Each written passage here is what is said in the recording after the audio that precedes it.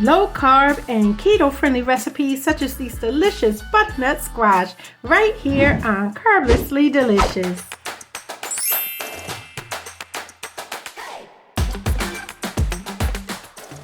Welcome my lovely friends, Betty here with Carblessly Delicious. I'm so excited to share with you guys step by step how I cook my butternut squash to look and taste just like candied yams, honey, but without the high carbs, using all keto friendly ingredients that will not spike your blood sugar. So let's do it. So here we have our butternut squash. I'm going to start by cutting off the tips here. Then we're going to cut off the rounded portion of the squash as well, where all the seeds are tucked away, and I'll show you guys that in a minute. For this recipe though, this is the only part of the squash that I'm going to use, so let's go ahead and get these babies peeled. And this is what our butternut squash looks like, guys, beneath the layer of skin. Pretty much the same as yams and sweet potatoes in color, but the texture is slightly softer, which makes them super easy to slice. I'm going with the full round cuts, as you see here, at least a 1/3 or a 1/4 inch thickness, and you don't want to cut your slices too thin, guys, to prevent them from breaking apart on you as you cook them. Now you see here, this is the rounded end, and this is where all the seeds are, but for now I'm going to refrigerate these bad boys and use them for another day. Now over to the skillet, in goes a 1/2 stick of butter.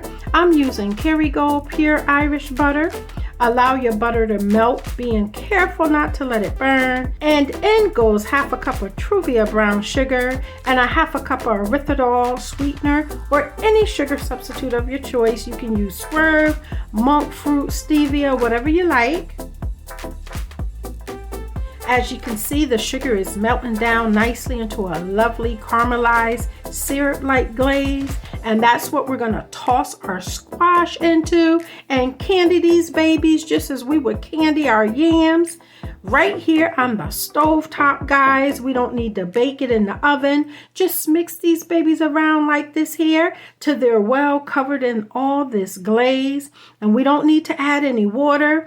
Now that's one thing you'll learn about butternut squash. They have a higher water content than yams and sweet potatoes, so these babies are going to release their own natural water and form a beautiful glaze here. Now we're going to cover, but we're not going to place the lid all the way down, guys. Leave a little gap for ventilation. This is going to help your sugar to caramelize nicely. Okay guys, these have been cooking on medium heat for about 15 minutes. You see how much liquid has already accumulated? So we can go ahead and reduce the heat down to a simmer for another 5 to 10 minutes, or until you can pierce these babies with a fork. We're going to let them set for a few minutes to allow the glaze to thicken a bit further, and I usually drain off a little of the excess liquid, which helps the remaining glaze to thicken even quicker. And my friends, it's time to plate these babies up.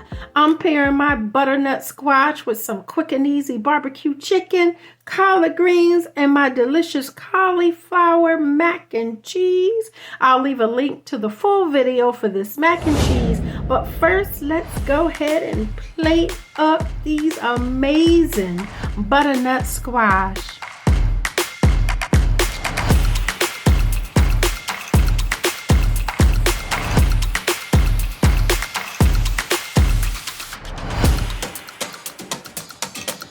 Look at there, super delicious butternut squash, the ultimate low carb and keto friendly alternative for all you candy yam lovers out there.